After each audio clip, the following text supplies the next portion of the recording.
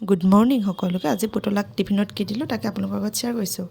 এয়া গাজৰ আৰু পিঁয়াজ অকণমান কাটি ল'লোঁ, অকণমান তেল দি পেলানি কেঁচা গোন্ধটো যোৱালৈকে ভাজি লৈছোঁ। তাত ভাজি পেলানি কেঁচা গোন্ধটো ইয়াক গলত তাত এতিয়া টমেট' চচ আৰু সৰিয়হ চচটো এড কৰি থৈ লৈছোঁ নমাই। এতিয়া সৰু সৰুকৈ ৰুটি দুখন বনাই লৈছোঁ।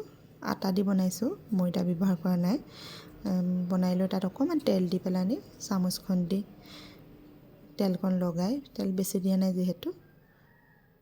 তাৰপিছত এয়া পুতলাক এইফালে দেউতাকে ৰেডি কৰি আছে, সেইফালে মই টিফিন বনাই আছোঁ।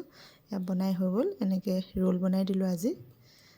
এটাই ৰেডি ওলাই, এটা এয়া ভেজ ৰোল বনাই দিলোঁ আৰু এটা এগ ৰোল বনাই দিলোঁ। সৰু সৰুকৈ দুটা দিছোঁ, যিটো মন যায় সেইটোৱে খাব। এয়া ৰোল ৰেডি পুতলা। এতিয়া ফল পেপাৰ দি বান্ধি দিছোঁ, যিহেতু অকণমান গৰম হৈ থাকিবৰ কাৰণে, ঠাণ্ডা হ'লে নাখায়। এয়া বক্সত ভৰাই দিলোঁ। এতিয়া এইফালে পুতলা অকণমান খিচিৰি বনাইছিলোঁ খাই যাবৰ কাৰণে, তাইকে দিছোঁ। তাত অকণমান ঘি দি দিছোঁ, তাই যিহেতু ঘি বহুত ভাল পায়।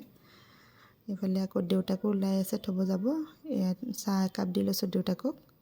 তাইক খাব দিলোঁ, এয়া নাখালেই, তাই নাখাওঁ বুলি কৈছে, অকণমান খাই। তাৰপৰা এয়া যাব ওলালে পুতলা। এয়া গ'ল আৰু, বাই বাই।